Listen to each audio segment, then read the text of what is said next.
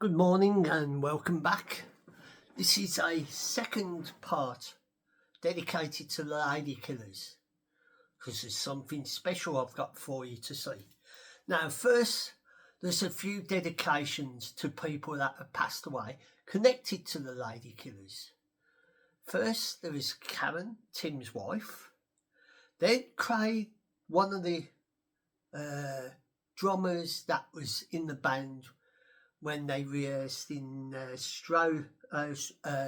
recording studio in Shrewsbury, and I forget the chap whose house they was stopper, and if any other people who I haven't remembered, and Jeff Foskett, who had a big connection with the Ladykillers, and Brian Wilson. Now, before I show you the surprise, the other little bit I've found out from Mark is that Brian, with the song Bernadette, what Mark did, and he played it at the cabin, Brian Wilson was hoping to do that himself, but he got caught up with some other thing, but that got shelved. And then Jeff Frosty said he would try and do, but that got missed. And other things connected was their song Northern Exposure. The song was connected to the series Northern Exposure. And the series, the people from the show, Paramount, got in contact with Karen, who was acting as their manager. This was Paramount Studios, and they was talking about using that track in the show. But as things go, it got, passed on. And other things that to do with the Ladykillers,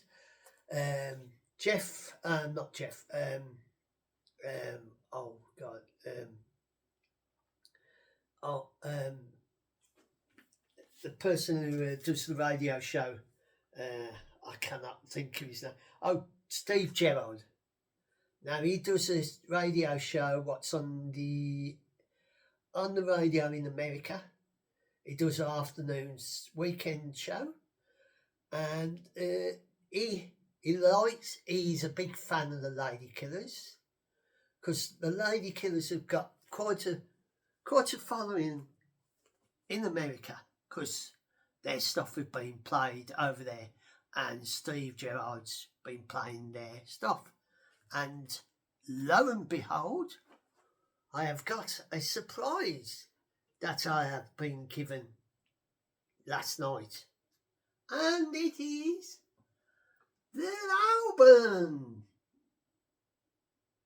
Yes, as you can see, and that picture, that portrait painting glasswork it was done by Mark's uncle, as everybody knows him as Uncle Bob. Let's see what we can have a look at it. As you hear me opening it, bringing it out of the plastic cover.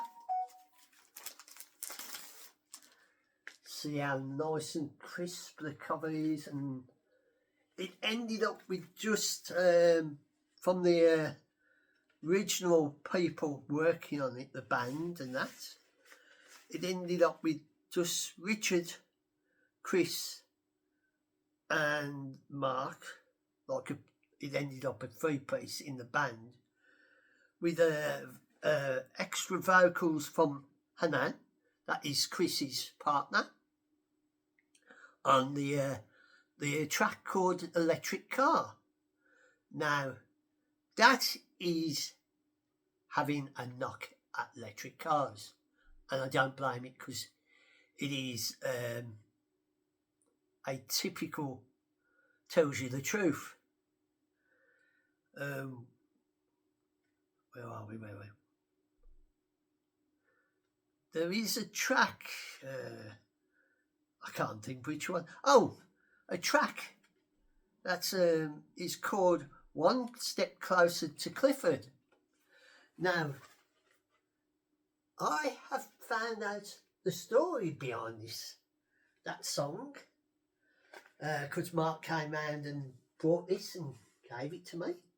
I'm really happy with this, and when I get my record player up and running, I will play it. The song was, he was driving past my house, and at the time me and Mark had a fallout, but now we're back as good friends. We're just like family fallout, and then they come back together. And he was driving past, and Bernie said to him, "Oh, Paul's blinds are shut." And Mark came up with a saying, one step closer to Clifford. And that's how the song came together, to connect it all about me in a funny way, with our falling out and that. And then we got back together, and now I'm doing like the stories behind. Now, the story with Uncle Bob. Uncle Bob's trouble. Well, he was the right character. He could be a real terror, but he had a sense of humour, like in the video what is on the Ladykillers YouTube channel. It's got Uncle Bob in it, a bit worse for wear, as he liked to get on, and in his like his outfit as a wizard and that.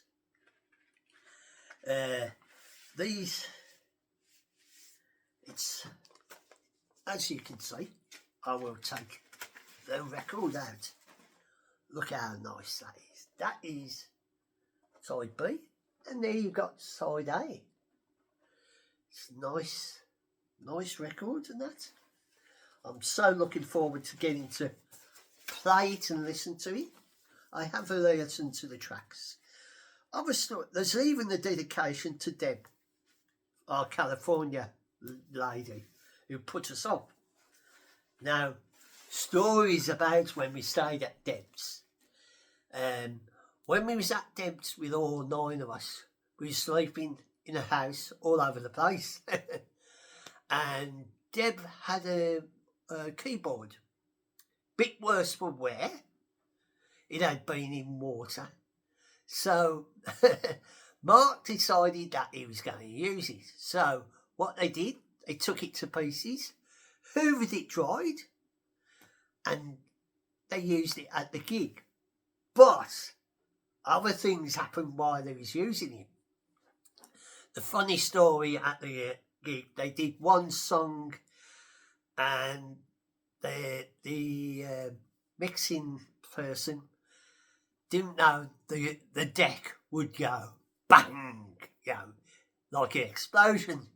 So on cue, after, I think it was after one of the tracks, it went bang, and everybody jumped, but everybody laughed. And at that gig, Mark said, did a dedication to Deb, and said, "We're staying with her and we're drinking you out of house at home." What got a laugh, and we got to meet quite a few people who was at the gig, bands, and we got to make lots of friends and that. And the other story with the LA journey, the gig in Los Angeles, because at the time Chris, the drummer, wasn't old enough to go into bars, so they had to find a standing drummer.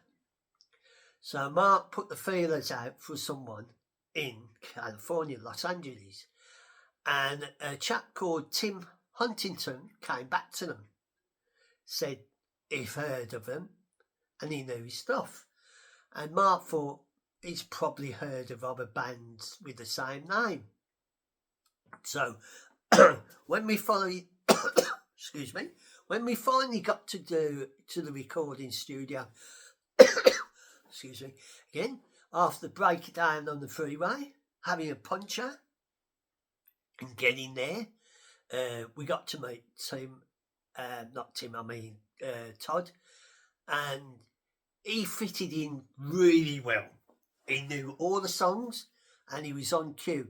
And even with that bang at the gig, he knew what was happening.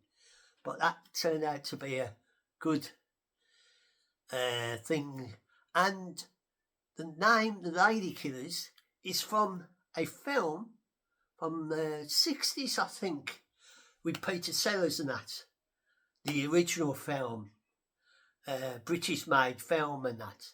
But later on, Tom Hanks did a remake of it. So that's how they got the name Ladykillers, and or to do with that. There are 11 tracks on the album, all quality, and the one what I heard, I didn't know the story behind him. One Step to Clifford is about me, funny enough, and I've heard it and I really like it, and all the songs are different characters and that, and it took them 12 months because Chris didn't want to do the drumming. Richard was a bit, no, I'm not interested. So Mark had to work on them and got them in. And then when they all came in to do it, it came together really well. And as you can see, that is the finishing piece of the album with a dance set record player. What they have played it on many times. Now, talking about the album, there is one track, I forget, Mark was telling me about it when Chris had a fallout with Hanan and he came in and did the drums because they even had to build a place for another studio that was round the corner. And Chris was so annoyed, he did the drumming, and at the end of the track, he threw his sticks, and he was playing it so, like a Keith Moon sort of style. But that came together really good. I can't remember which track it is. I don't know if it's One Step Closer to Clifford or one of the others.